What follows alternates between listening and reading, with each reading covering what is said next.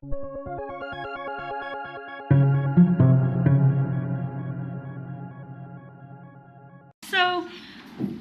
I'm just going to dive in, and being a rhetoric scholar, we tend to stick kind of close to our manuscript, so I hope that you will give me that kind of conventional indulgence.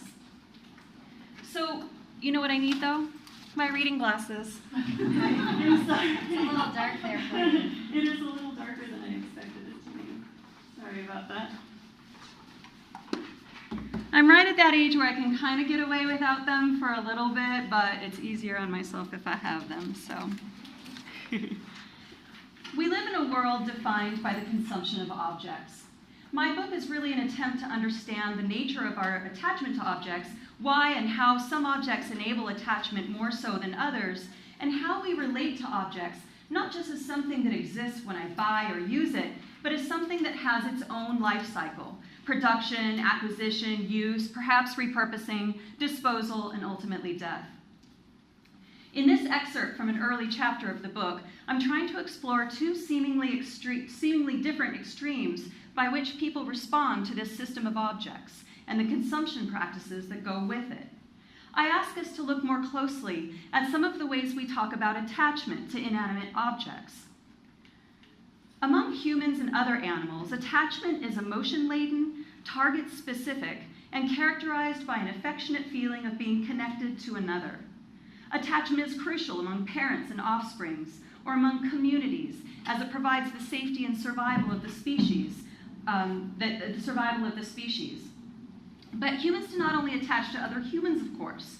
We attach to beloved pets, to familiar and sacred spaces, and to things. The nature of these attachments vary, but when it comes to our attachment to objects, industrial design scholars have identified 4 central determinants of product attachment: pleasure, self-expression, group affiliation, and memory. Of these, memory appears to be the most powerful factor in object attachment. Objects often serve as vehicles for autobiographical rehearsal, helping us to construct our identity through the telling of our own story. We invest in objects all the time, of course, from the money we spend on them, to the time spent researching and acquiring them, to the space they take up in our homes. But in this current cultural moment, in which nearly everything is seen as disposable, yet nothing really is, in a time when phones and coffee makers, clothes and cars are subject to the incessant solicitation of the upgrade, what inspires us to invest emotionally more in some objects than in others? We discard objects not because they're no longer useful, but primarily because they are no longer wanted. As design scholar Jonathan Chapman puts it, waste is a symptom of failed relationships. In this chapter, I focus on 2 prevalent discourses about how we attach to the things in our lives.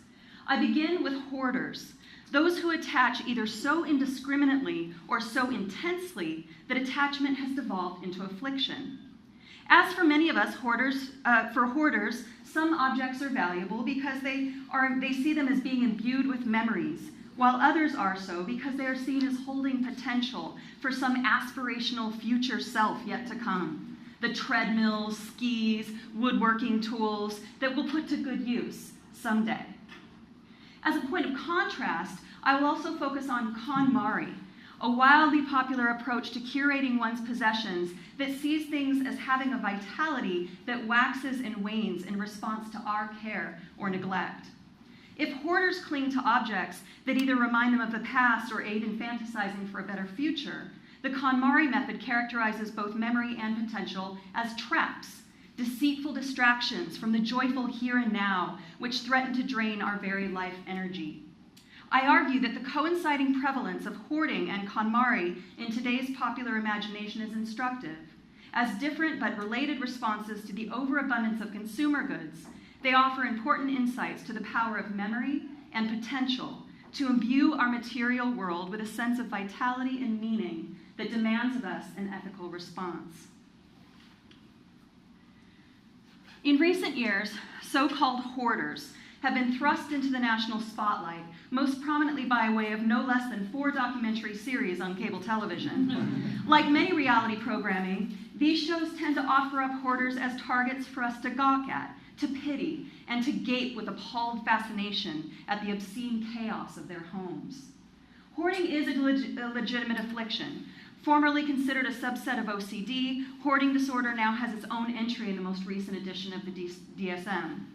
Brain scans of hoarders have shown that they demonstrate inhibited decision-making abilities, especially in the face of uncertain outcomes. When asked to choose among items to discard, for example, they appear similarly attached to all of them. But there's another dimension to hoarding worth our consideration. Recent psychological studies suggest that the intense attachment to things that hoarders exhibit might best be characterized as empathy in overdrive. Empathy in overdrive, in that one cares so much for the things and the memories or potential associated with them that they become unable to distinguish or prioritize their respective value. Indeed, hoarders tend to belie the traditional stereotype of the miserly recluse. In fact, they tend to emphasize the empathetic quality of objects, which they see as powerful links to other people and experiences. Frost and Steketee, in their seminal book on hoarding, point to the intuitive intelligence of hoarders, suggesting that even though hoarding is a painful mental disorder, quote, it may stem from an extraordinary ability. For hoarders, every object is rich in detail. The physical world of hoarders is different and much more expansive than it is for the rest of us. So, for hoarders, the material world around them feels alive with meaning and potential. If some treasured objects provide a link to the past, others are valued for their promise of a better future.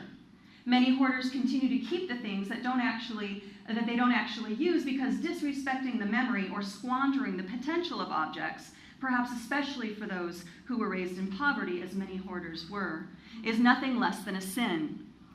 This is a theme that recurs again and again in the rhetoric around hoarding. To discard an object is to abandon, to sacrifice a relationship with the past and the future. KonMari, by contrast, is very much focused on the present. If you're not familiar with the name, it refers to a method devised by Japanese organizing consultant Marie Kondo. To date, Kondo's book, The Life-Changing Magic of Tidying Up, The Japanese Art of Decluttering and Organizing, has sold more than 5 million copies in over 40 countries and was on the New York Times bestseller list for nearly 3 years. Fans across the world, calling themselves converts, use a variety of hashtags to share their tidying trials and triumphs on social media sites like Instagram, Pinterest, and Twitter. And it looks like NBC even has a new sitcom in the works about a young woman attempting to get her life organized, called, you guessed it, The Life-Changing Magic of Tidying Up. As celebrated as Kondo is elsewhere, she is particularly so in her home country, where, as one writer puts it, she's so famous she can no more ride the Tokyo subway than Beyonce could. The KonMari method does have a decidedly Japanese sensibility to it, reinvigorating for millennial consumers a traditional reverence for objects. Kondo's method for streamlining one's home is straightforward. Rather than tidying by looking for things to get rid of, she argues, we should focus on what it is we want to keep. And how to decide what's worth keeping? Take each item in one's hand and ask, does it spark joy? She asks. If it does, keep it. If not, dispose of it. This is not only the simplest, but also the most accurate yardstick by which to judge, unquote. What follows this simple mandate is a systematic program in which readers are to go through their living space and, by category, not by room, tackle their clothes, then books, then papers, then miscellany, and finally their mementos, in that order. She's very strict. Only once this first phase is complete, a process Kondo acknowledges may last several months, must one start to decide on appropriate places to store the joy-sparking possessions that made the cut. The popularity of the KonMari method is undoubtedly buoyed by the rising tide of interest in what I describe elsewhere in the book as meaningful minimalism. But I suspect that what distinguishes her book as such a runaway hit with readers across the world is precisely that her approach doesn't call for self-denial or restriction or even minimalism, but instead encourages readers to forge a more intimate relationship with the objects in their lives. Kondo affords inanimate objects a magical quality, a vital energy that, when appropriately fostered, has the power to make us a bit more magical too. The German translation of the book's title is Magic Cleaning, which, despite its typically German austerity, captures its essence perfectly well because Kondo's liberal use of magic isn't metaphorical. She means it. Kondo's inspired by the devotional practices of Shintoism, the ancient Japanese religion for which spirits live not only in people, but in objects as well, from rivers and trees to shoes and chopsticks. As it happens, Kondo once worked in a Shinto shrine where she sold charms called omamori, believed to offer protection or good luck. A key Shintoist observation, the waxing and waning of vitality in all things, infuses Kondo's approach to objects. Animism is one of its defining principles. Properly caring for the objects in our lives is important not only so they last longer, but essentially because they have feelings too. One should unpack one's bag at the end of the day, for example, because it has spent all day benevolently supporting our needs. What a hard worker, she writes. It would be cruel not to give it a break, at least at home. Being packed full all the time, even when not in use, must feel something like going to bed on an empty stomach. As detailed as Kondo's advice is for caring for the physical needs of objects, socks should be rolled, not balled, t-shirts should be laid side by side in a drawer, not stacked. She suggests that to be true stewards of our possessions, we must tend to the needs of their spirit as well, by expressing gratitude for their service. So again and again in the book, she'll talk about the ritual when she comes home and as she's, taking off her coat. Thank you, coat, for keeping me warm today. Thank you, shoes, for protecting my feet. In this, it seems that Kondo, like Hoarders, exhibits a kind of empathy in overdrive, particularly for those objects still capable of producing joy in an individual. Tuning into the objects in our lives is for Kondo an intuitive, even a corporeal experience. Throughout her books, she talks about objects making your spirit feel lifted or heavy, or your heart beating faster, or your body feeling like it's buzzing with energy. Even the phrase sparking joy, which Kondo and converts use often, is an English translation of the more visceral Japanese term tokumeku, which means to flutter, throb, or palpitate. Only when we surround ourselves that literally make our hearts sing, she suggests, will we experience the psychic, life-changing magic of tidying up. So, what's going on here? What unites these two radically different approaches to the problem of overconsumption? To better understand these phenomena, I turn to George Bataille's influential concept of the accursed share. Bataille proposed that analysts must pay less attention to production and economic scarcity, and that instead we should focus on the related processes of consumption and expenditure. Bataille argued that a society's processes of consumption, or waste, tell us something important about that society. The accursed share for Bataille was the excess energy of any system, the remainder or recuperable difference which cannot be easily contained. If modern capitalism can give us anything our hearts desire and our wallets can afford, it must, by definition, be producing more than we can possibly consume. As such, the accursed share is both the possibility of and the threat to our socioeconomic structure. The real question for any society is how to manage its excess, to dispel it, so that the rest of the system that benefits from the excess can remain intact. Bataille suggests that economic systems are defined, at least in part, by their public, rhetorical rituals for managing the dispensation of their surplus. He cites a number of historical examples of these rituals, such as the human sacrifices committed by the Aztecs and the potlatch, the traditional competitive gift-giving ceremonies of the Pacific Northwest Native Americans. So, how does the accursed share, how does the accursed share present itself in today's consumer-driven economy? What mechanisms or public rituals has contemporary capitalism devised to deal with its excess? Understood in this light, KonMari and hoarding represent different sides of the same ritualistic coin. Kondo's method essentially performs the act of expenditure, using her does it spark joy metric. Given that corporations spend billions each year to make their products and brands do just that, the model really isn't up to the task of slowing the ebb and flow of objects, nor is it meant to be. At its most ideal, it's a model for curation, not actually a model for addressing consumption per se. And given the fickleness of consumer culture, there's nothing here to stem the almost bulimic process of binging and purging and binging and purging in a never-ending cycle of desire and the inevitable obligation to discard. Excuse me. As with many binaries, the positive term of KonMari, keeping the things that give you joy, is ultimately usurped by the negative term, discarding those things that don't make the cut. It's the purifying ritual of elimination that is KonMari's defining characteristic. Time and again, Kondo admonishes readers to avoid the twin pitfalls of sentimentality for the past and stockpiling for the future. One need only spend a few minutes scanning the tens of thousands of Twitter and Instagram posts to see what really sparks joy in converts. It's not beloved dresses, heirloom teacups, or cherished teddy bears. Instead, what tend to populate the various KonMari feeds are piles and piles of hefty bags full of unwanted items awaiting disposal, the proud result of a successful purge.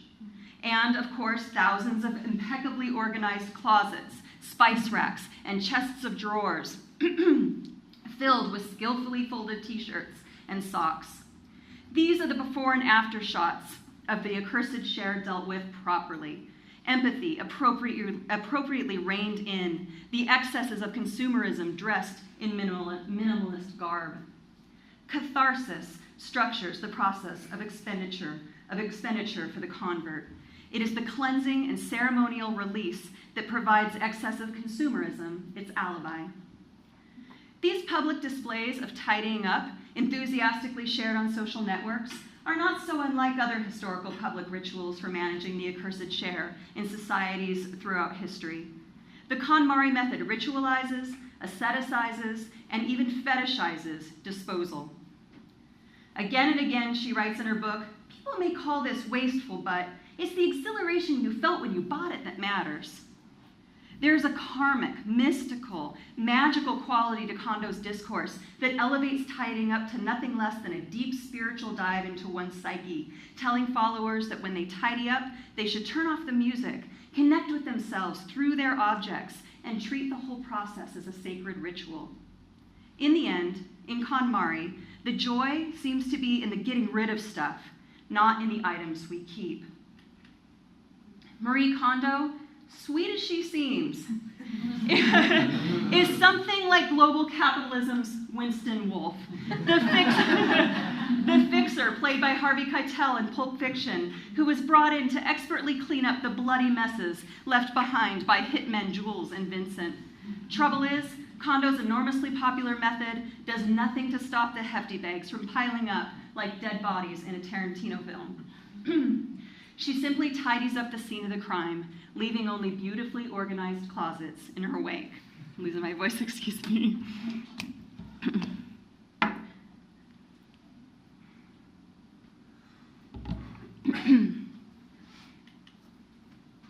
Hoarders, by contrast, represent a different response to overconsumption, one that seemingly fails to manage the excesses of modern consumer capitalism.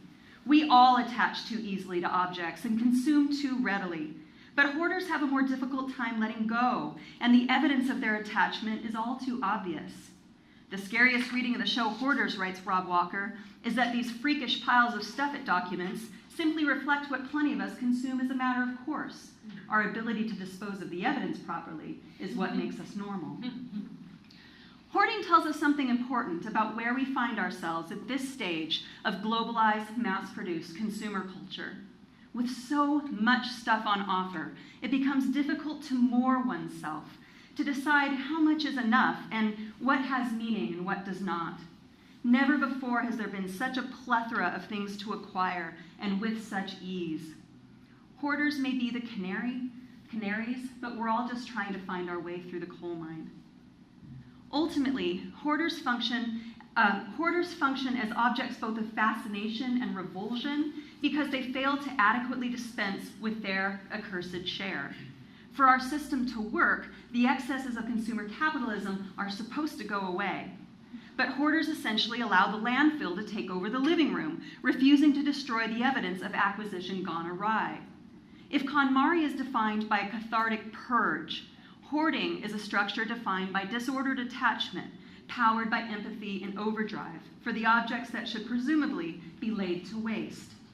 Here, it is cathexis, or the concentration of emotion, that threatens to disrupt the supposedly appropriate flow of objects, from factory to store to home to dumping ground.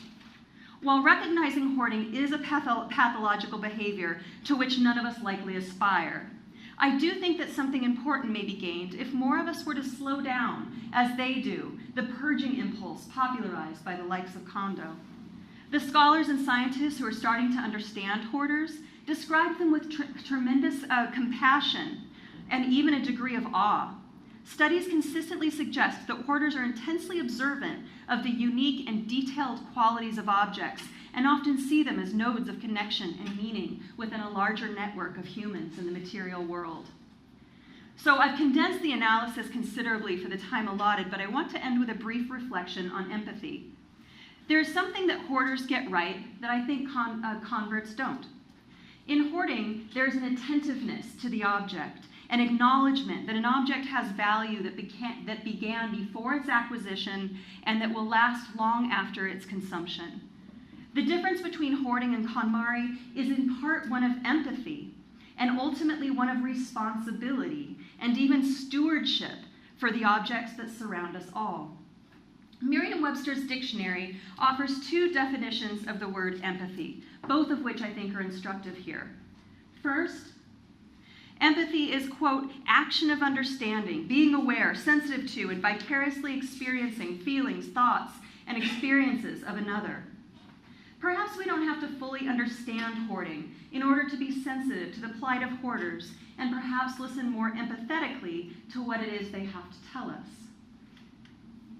Second, empathy means, quote, the imaginative projection of a subjective state into an object so that the object appears to be infused with it. This is the type of empathy researchers tell us hoarders have in abundance, but which is woefully scarce, a woefully scarce resource in our own current mode of consumer culture. We turn objects into tokens, tools, and totems, always with the expectation that they are there to do our bidding, and then disappear when they're no longer useful or delightful. If we are to stem the tsunami of ostensibly disposable but all too durable goods, then I argue we may consider taking objects more seriously rather than less. Thank you. Okay, so I'm not a rhetorical scholar, but like Christine, I am going to stick to the text, but mostly because if I don't, I'll just start rambling. So this is an in-progress paper that I'm working on with my collaborator, Sandra Vera-Zambrano.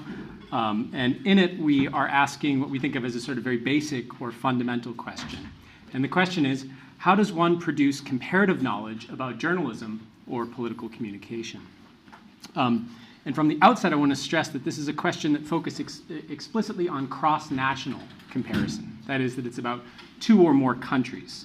And we do this partly because this is the most common form of comparative work in both journalism and political communication, though, of course, other forms of comparison exist across other spatial units, so regionally and things like that, but also temporal comparisons, over time and stuff like that. But we also do this because cross-national researchers are continually confronted with questions about the appropriateness of their comparisons. And so then, in other words, it's very common for someone to ask a comparativist, on what basis can you compare journalism in country X with journalism in country Y? And this highlights, we think, a core feature of comparative work, which is that comparison is in the head of the researcher, not the reality that she or he is studying. And that because this is true, and this is sort of foreshadowing one of the core points or core themes, researchers need to be clear about the ideas that make their comparisons appropriate. Now, scholars typically answer the question that we're putting forward, how to produce comparative knowledge about journalism or political communication, by stressing issues of research design. And in fact, it would be difficult for me to overstate how much energy and attention scholars have dedicated to standardizing concepts and measures with the aims of generating cumulative findings across cases. And so this is something, for instance, that the political scientist Pippa Norris at Harvard University has spent numerous papers and books talking about how important this is. and major figures in Western Europe, Clay de Vries, who's the editor of Political Communication, and Frank Esser, who's a very important scholar in journalism studies, have dedicated special issues where they do a lot of work trying to standardize concepts. So what do we mean when we talk about X? What do we mean when we talk about Y? And this is an effort that's important for a whole bunch of reasons that we mentioned in the paper, but I'm not going to talk about right now, because what I want to do is actually suggest that this focus is also problematic. It's problematic for starters because it locates the answer to the question about how to produce comparative knowledge primarily at the level of method and at a very specific understanding of it. The implication here is that getting the methods right will boost comparative knowledge in and of itself. Now, one reason this is problematic is that this has the effect of privileging one way of producing comparative knowledge. That is, a way which focuses on a particular understanding of standardizing concepts and measures. I'm going to suggest that this is an important way, but it's not the only way. Another effect, and I think this is actually more problematic, is that even critics of this way of producing comparative knowledge end up basing their criticism at the level of method. So to give you an example, two leading scholars, Daniel Hallen and Paolo Mancini, do exactly this in a recent article in Political Communication, where they argue that the field's excessive reliance on quantitative techniques, so they mention content analysis, surveys, and so forth, threaten to turn the field into a, quote, academic monoculture. Now, Sandra and I agree that the field would benefit from qualitative techniques. It's partly self-interested agreement because we tend to do qualitative research. But we also think that the framing of this at the level of method is misleading. Not entirely wrong, but misleading. And it's misleading because a growth in qualitative studies on their own in no way guarantee better comparative knowledge. So it in part doesn't do that because these qualitative studies could be entirely descriptive and therefore have no real theoretical import, but they could also aspire to the very same goals as their quantitative counterparts. So in other words, they could actually be operating on similar assumptions. And so therefore, in sort of moving down, we want to suggest that the issue is best seen as epistemological. That is, that it's theories about how one gains knowledge of the social world. Okay? And so we're not going to suggest that methods are unimportant or that we don't care about research design. Clearly we do, but that we really want to sort of bring the epistemological element to the fore. And that when we see this as epistemology, we can see that the emphasis on research design and standardization, or really this particular type of research design and standardization that I'm going to talk about, is simply one perspective among many. And the answer to the question, that is how to produce comparative knowledge, is answered not by having one perspective. And this is, I think, the threat of an academic monoculture. Instead, it's done by recognizing the strengths and limitations of each epistemological position. So that's what we want to do, is to try and say something about the strengths and the limitations of each epistemological position. And so in that spirit, we want to name or to try and offer a name for the epistemological position that is dominant in the field of comparative research on journalism and political communication. I should say from the outset that this is often quantitative, and it's often large N, and it's often funded by grants. So this is sort of the types of things that we're talking about. And we call it universalism. And we call it universalism because we have a very specific understanding of what this means.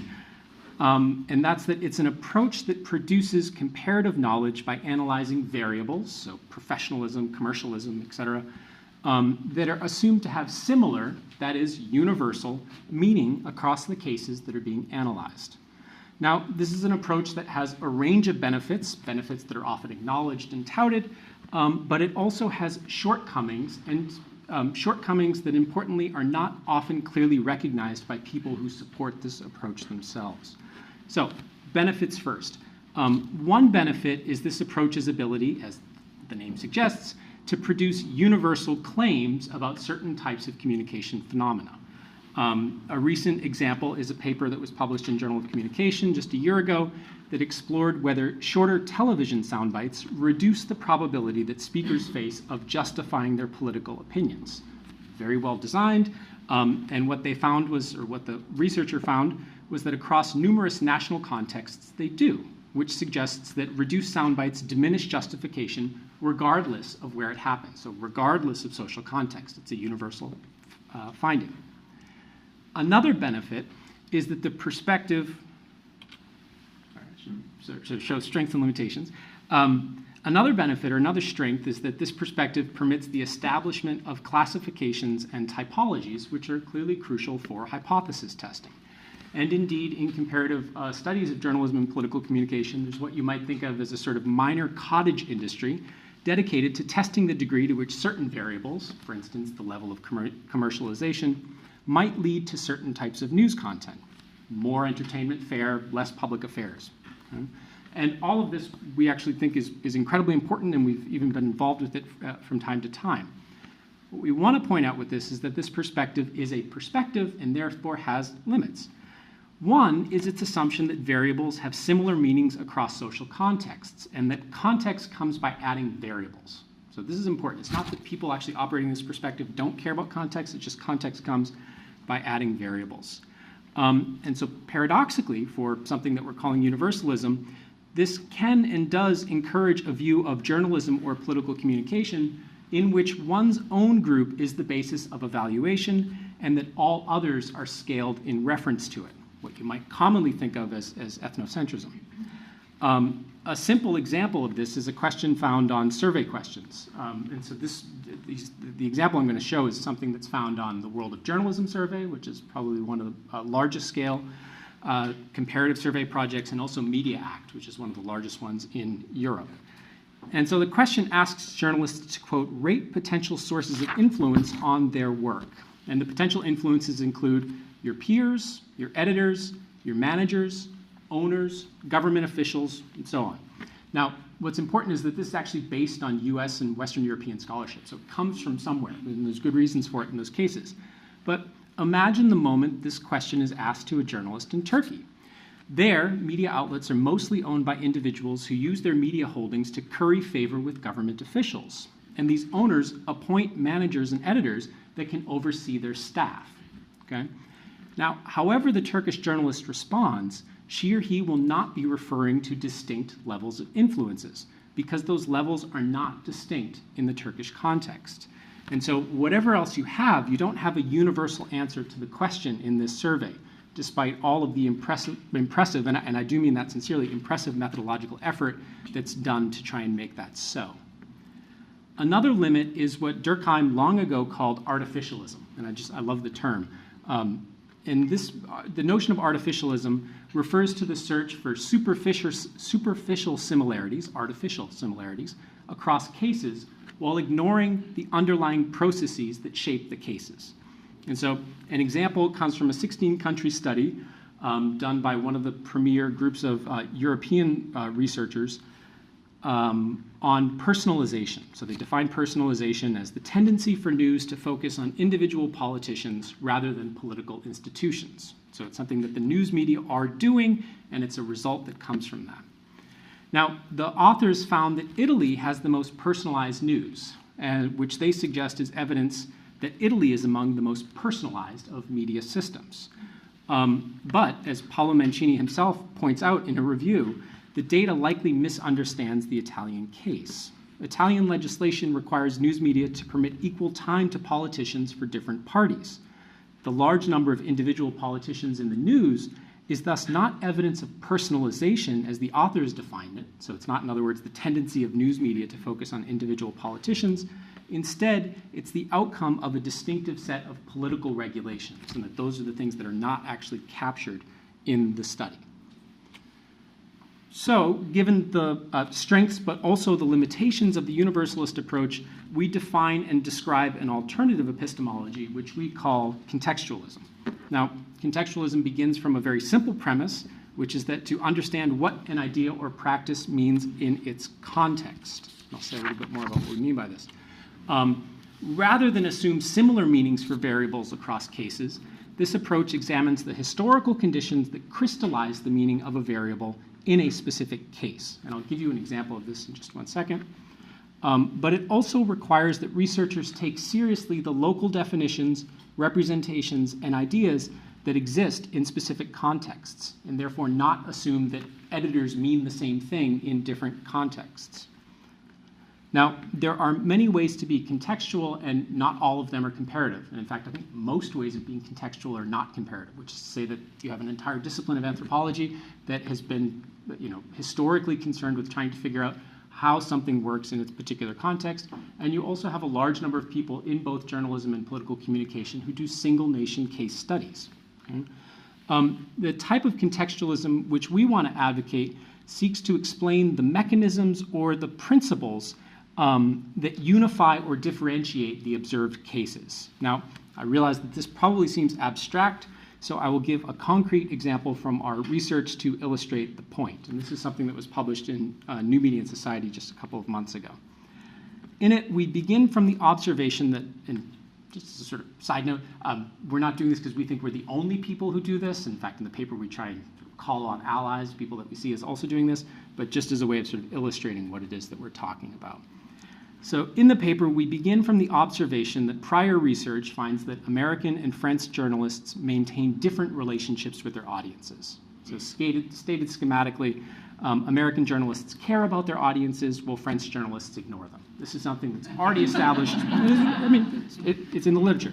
On the surface, which is to say artificially, it seems audiences are a shared or common variable, and that differences come from other variables, which is to say that typically people will say this actually comes from different professional values and things like that.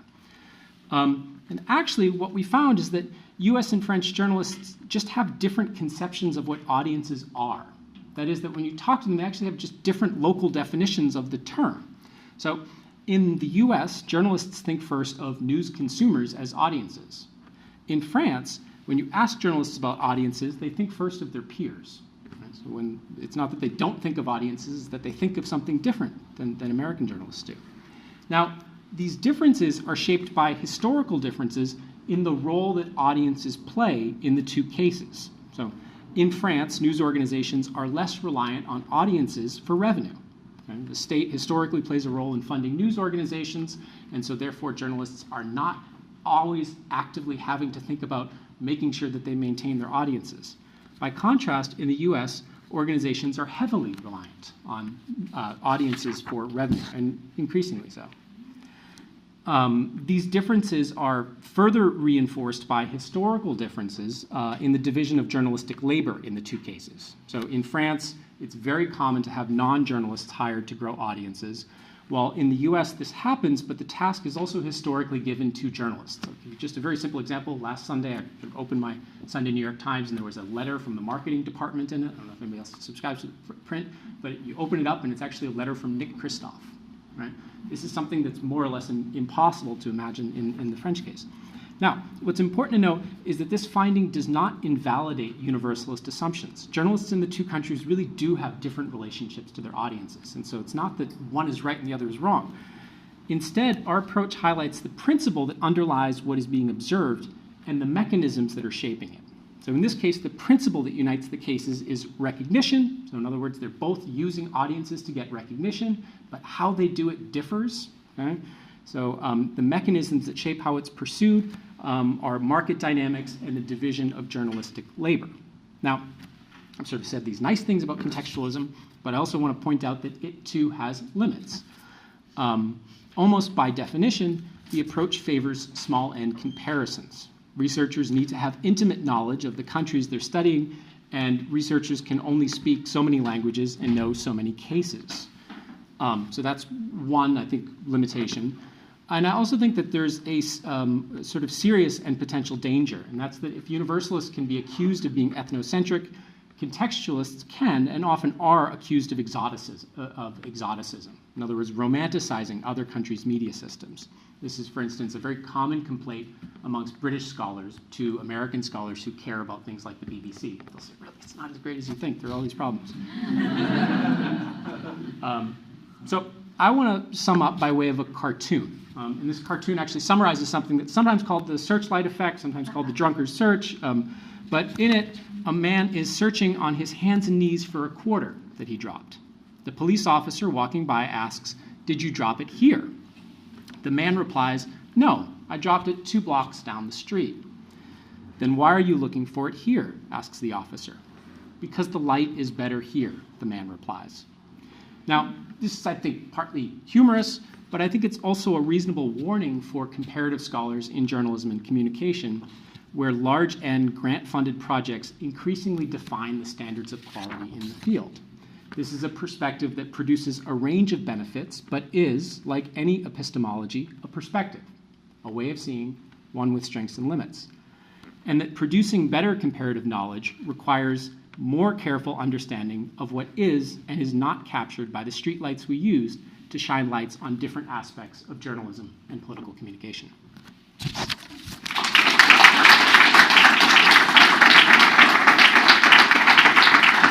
Well, after about 25 years focused on media and international relations, yes, I've been here that long. A few years back, I made some real significant changes in my research and teaching orientation. And I shifted my energies toward three really long-standing areas of fascination and concern for me. One is the cognitive science of creative thinking and problem solving, something I've had a long-standing interest in. The second is a very serious concern about the environment and issues of sustainability and urban livability. And then finally, my love of cities. The international part I have not dropped. I love traveling to cities around the world and have always had a fascination and love for them. So this might sound like an odd combination, but I have woven these interests together to create 2 new courses and a book that focuses on approaches to making cities more livable and sustainable. And if I were to put a label on my research and teaching agenda, it is communication and creativity in urban environments. So I've also changed my intended audience for my work. I am really trying hard to speak to a broader audience, people who I hope can actually make changes in cities. So my audience today are people like city officials, activists, community leaders, urban designers. My book is called Envisioning Better Cities, a global tour of good ideas, and it's co-authored with a professional in urban sustainability. And I kind of add the creativity communication aspect. Super fun project to do, but it is targeted toward that sort of broader audience of change agents. So today what I wanted to do is just offer an example of one idea that I promote in one of the book chapters among many. And this was something I also presented at a conference about a month ago on the International Making Cities Livable Conference.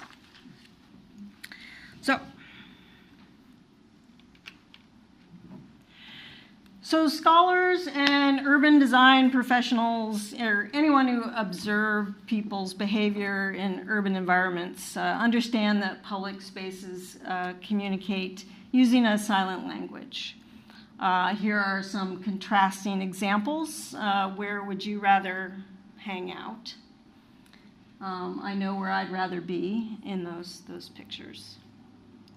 So we know that the design and atmosphere of public spaces, whether plazas or parks or sidewalks, along with the activities that occur in them, they send messages. They send messages that invite people potentially, inspire, connect people in ways that enhance civic pride, civic identity, and enjoyment. And these are important things because when people feel those things, identity and pride and enjoyment, they're more likely to care about their cities and neighborhoods and work to protect and maintain and improve them.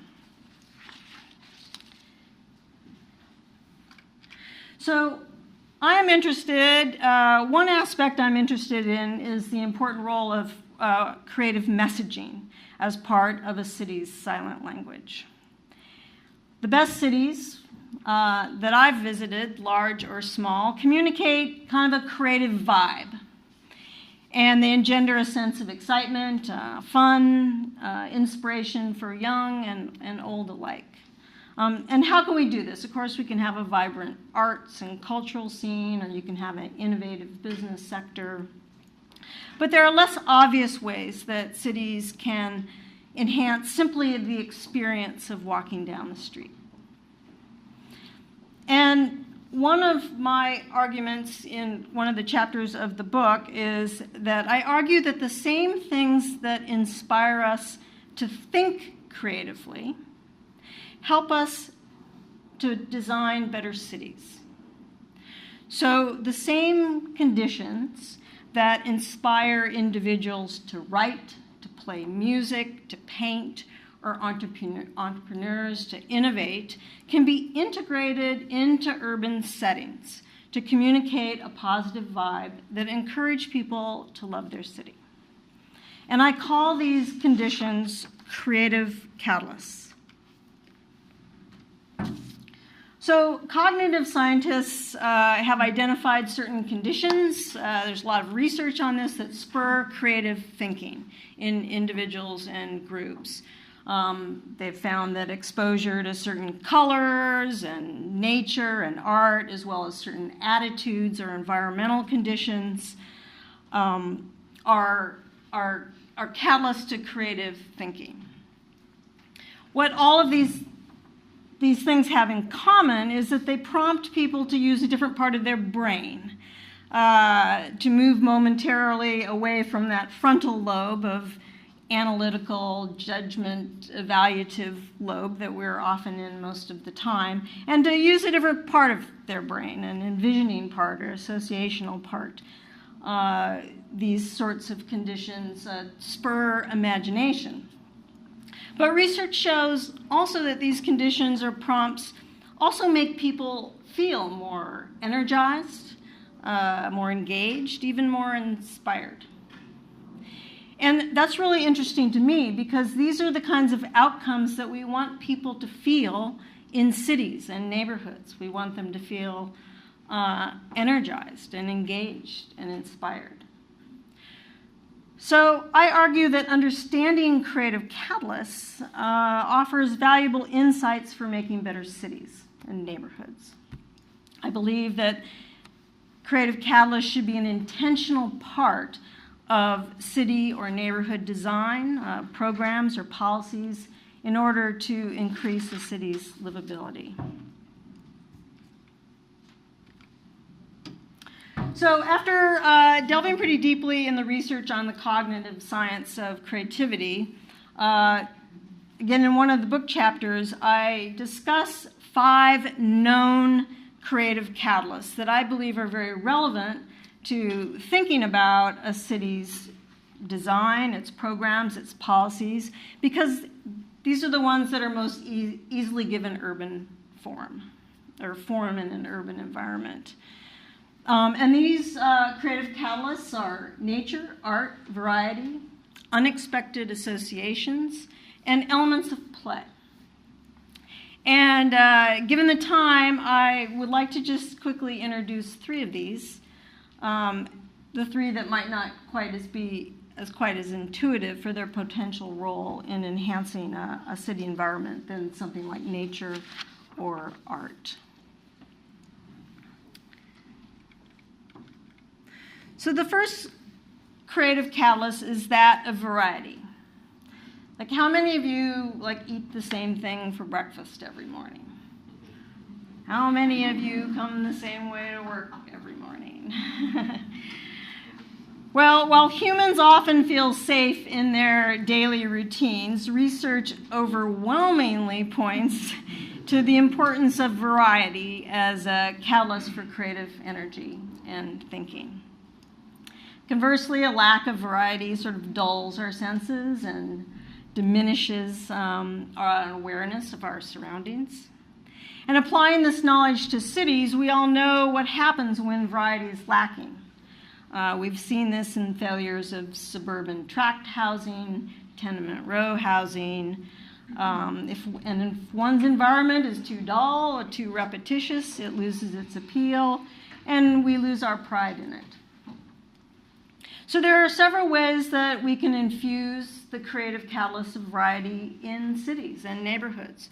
We can do it through sensory variation, mixing the old and new, mixing types of architecture. Jan Gehl, a Danish urban designer, talks about the concept of soft edges, a mixture of textures and features along a block rather than one like long cement passage, and this sort of variation at the block level. Or we can mix stimulating places with quiet places within city environments. We can also consider variety in layout and function of spaces.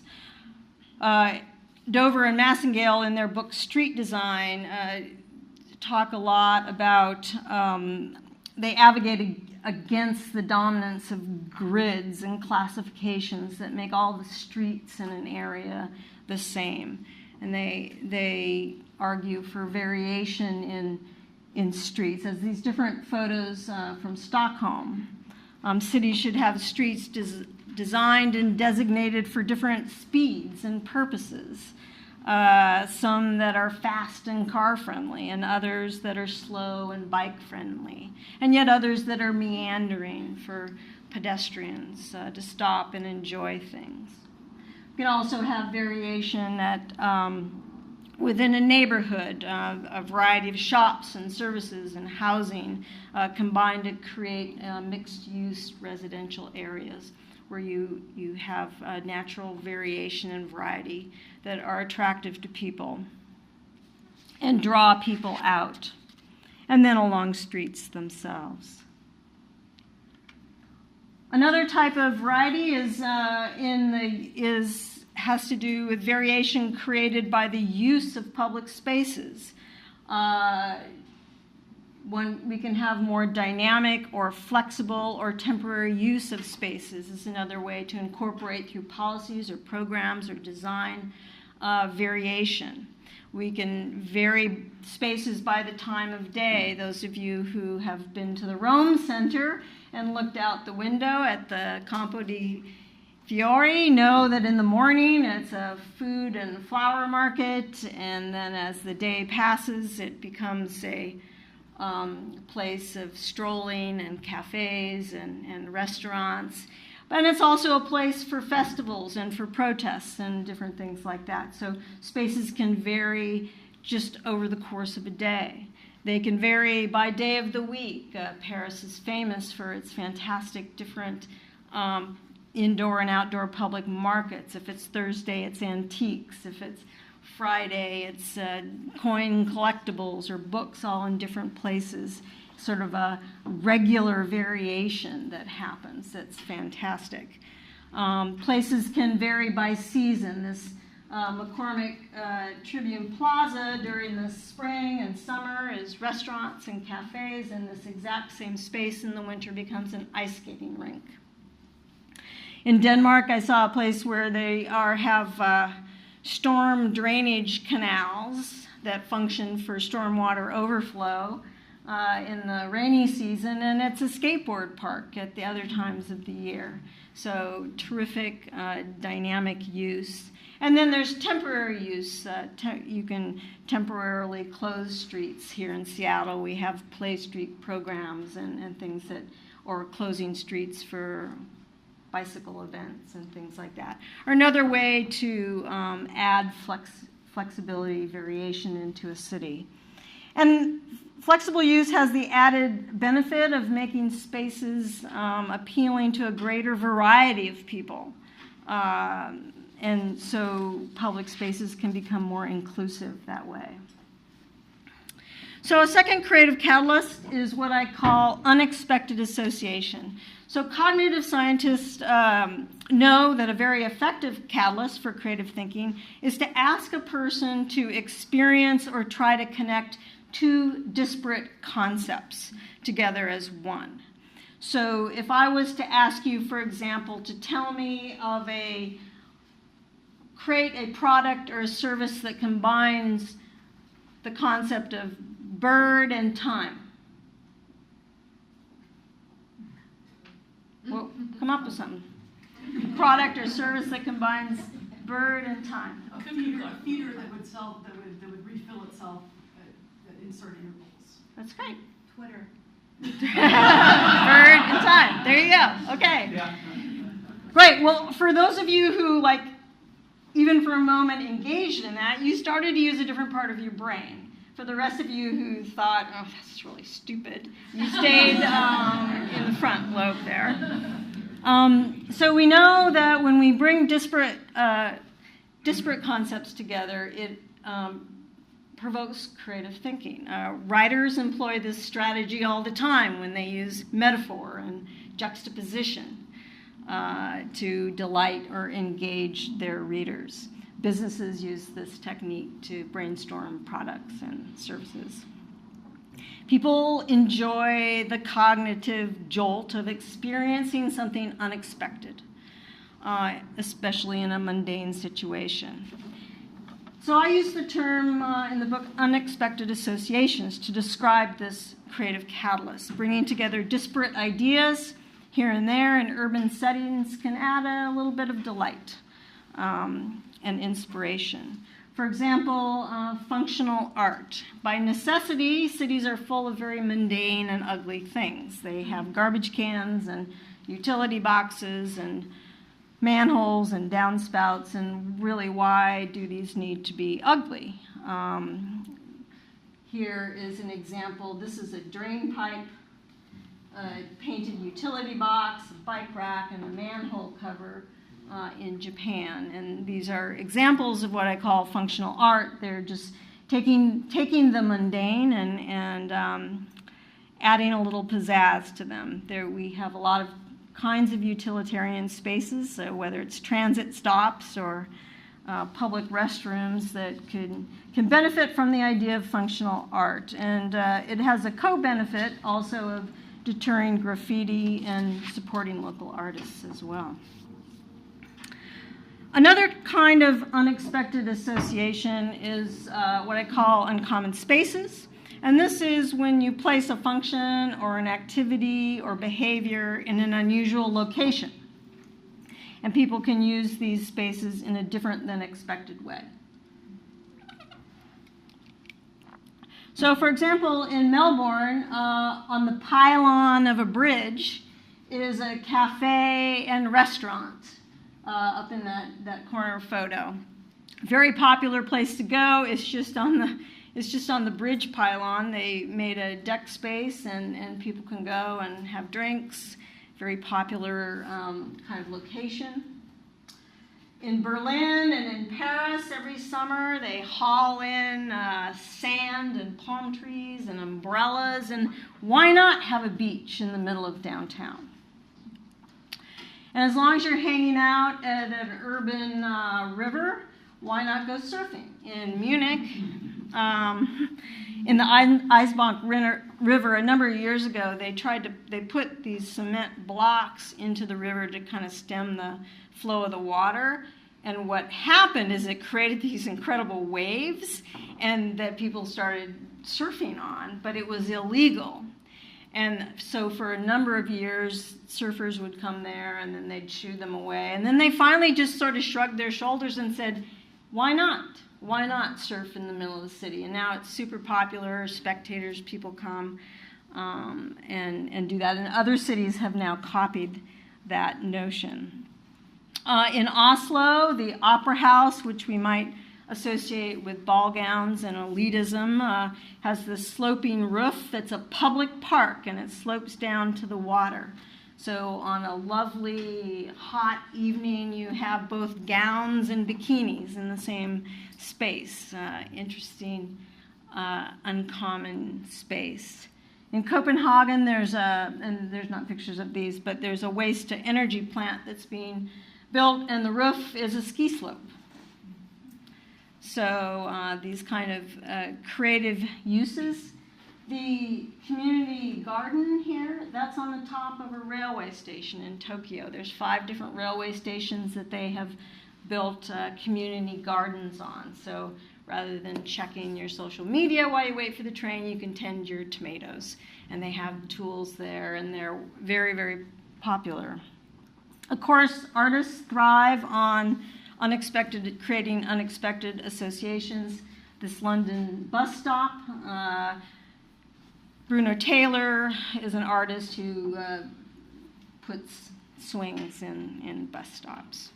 And then if you've ever seen the pianos in the parks in Seattle, that's based on this creative catalyst idea of an uncommon space we don't expect to see a piano in a park.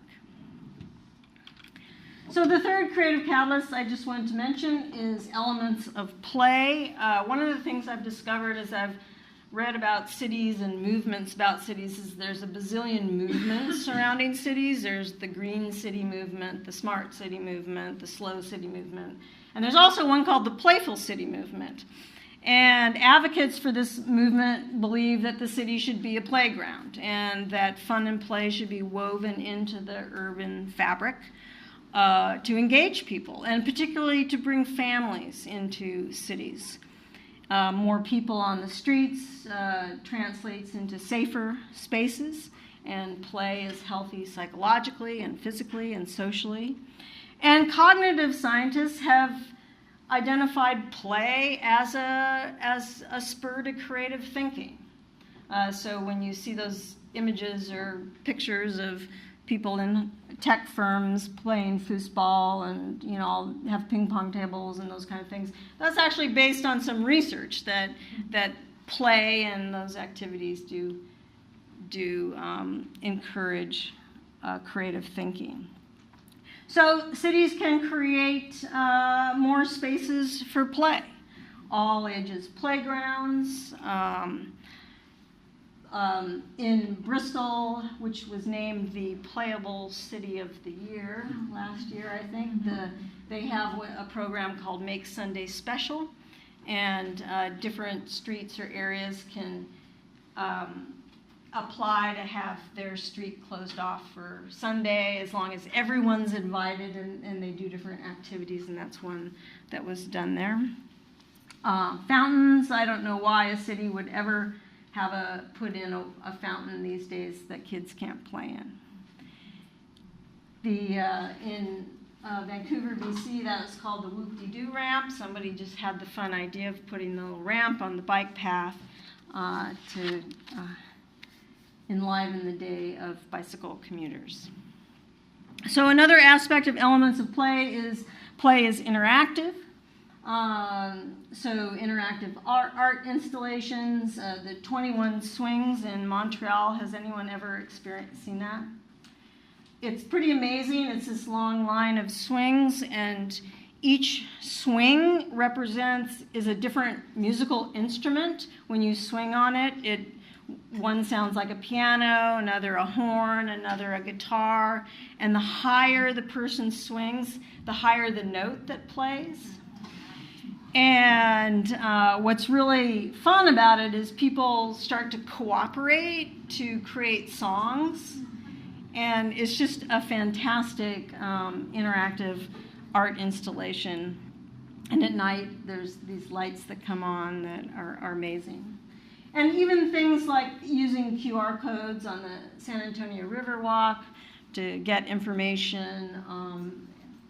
You may have heard of the artist Candy Chang. She does a lot of interactive installations. This was done in New Orleans. It was a condemned building, and she put these stickers on, "I wish this was," and people could write what they wanted it to be, a farmer's market or Brad Pitt's house or grocery store, and it was a popular interactive installation. In Portland, this is a neighborhood annual painting of their intersection. Just interactive fun in a city. And another aspect of elements of play are games and contests. They're another type of creative catalyst that cities can support. These are things that can be high or low tech, have teams, be competitive, be collaborative, be educational, but the cities can cooperate and let people use the urban landscape as a game board. And there's different examples of this in Minneapolis, the big urban game. This was a huge city effort where there were 4 different color giant, they're tall as this room, things that people, it's too complicated. They basically moved these through the city in a contest. There's things, the urban treasure hunt, this is a treasure hunt in Copenhagen, and contests. This was a contest for kids in Portland. They got to design the picture for the bike lane, and that was the winner from the 2nd grade who got her design painted. A final element of play is humor. And there are many, many terrific examples of humor in cities, but here again, what matters is a city's attitude toward allowing temporary or permanent or sanctioned or unsanctioned installations or art that have a humorous twist, because at least 4 of these photos are technically illegal in the cities where they are, but cities can decide how much they want to sort of turn the other way. So the photos are illegal, or the things in the photograph? The things in the photographs, like yarn bombing in Madrid, and you've seen it here in Seattle too, is technically illegal, but cities don't bother with it. This work in the middle is by the pothole gardener in London, who plants in potholes in the streets, puts in different little installations. Chalk drawing is actually illegal in many cities in the United States, not all. And then that art installation was not a sanctioned one of the Pac-Man looking one, but humor in a city, I think, plays a lot of fun roles as a creative catalyst. So just to summarize, I just argue that understanding creative catalysts helps to explain why people are drawn to different aspects of urban environments. And more important to me is I think they can be intentionally brought into urban environments through policies and designs and programs to bring more people on the streets, have people more engaged and active on the streets. And so this is just one of the ideas that I introduce in the book. I also have some other ideas like communication-rich environments or real-time messaging strategies and that I bring to look at urban livability and sustainability. So with that, thank you.